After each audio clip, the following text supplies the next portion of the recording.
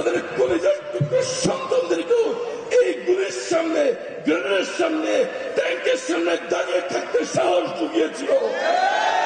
তাদেরকে তোমরা আর যাই হোক ফ্যাসিবাদ যেখানে তাদেরকে ভয় দিতে পারে নাই, তোমরা কাপুরুষরা তাদেরকে ধরতে পারবে না। আমার বোনদেরকে গায়ে হাত তোলা হচ্ছে, আমার বোনদের নেকাবে হাত দেওয়া হচ্ছে, আমার বোনদের রক্ত ঝরানো হচ্ছে।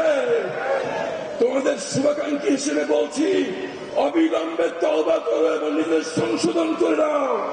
এই বন্ধের অভিশাপ যদি আল্লাহর আরশে পৌঁছে যায়, আমার আহত বোনের রক্ত শুকানোর আগেই বাংলার মানুষের বুক থেকে তোমরা মুছে যাবেন ইনশাআল্লাহ।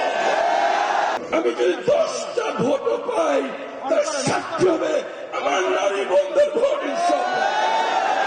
এবং এই বাংলার উন্নয়নে এই নারীরাই সর্বোত্তম অগ্রণী ভূমিকা পালন করবে পুরুষদের পাশাপাশি ইনশাআল্লাহ।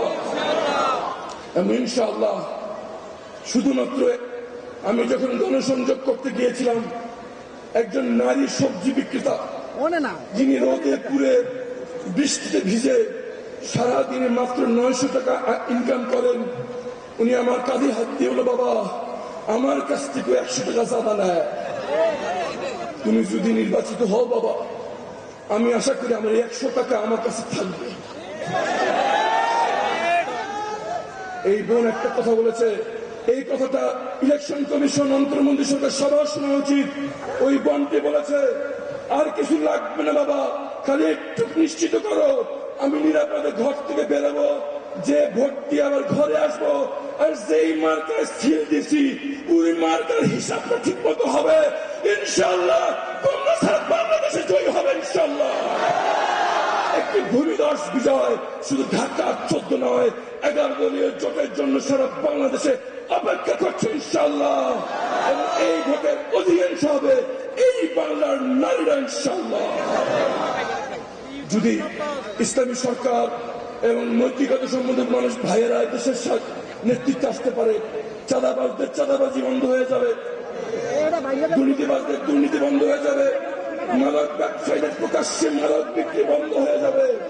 তারা আর যাই হোক চুপচাপ জিনিসটা মেনে নেবে না। সুতরাং আমাদেরকে তৈরি থাকতে হবে, তারা শেষ কামড় দিবে, কিন্তু যত যাই করুক ইনশাআল্লাহ বাংলাদেশের মানুষরা বারবার প্রমাণ করেছে, ছাত্র জনরা ভাই বোনরা যখন মাঠে নেমে আসে পর্বত সমান শক্তিও বিলীন হয়ে যায় ইনশাআল্লাহ।